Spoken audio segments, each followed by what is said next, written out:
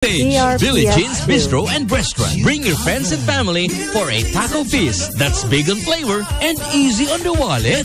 Don't miss out. Cajun style, we got you covered. Time sa mga pre. Ayaw puro trabaho ang gatubang na to diha. Relax pod pag may time. Karong human na ang trabaho, og duol na po ng weekend, gym sa ta. O kaha, dula og basketball, kauban ng tropa. Apan ganitong isang adlaw, na, kalit na pod mi ulan.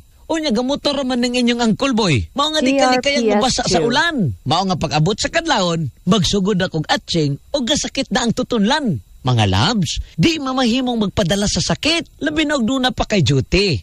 Lisod mahinayong magkasakit.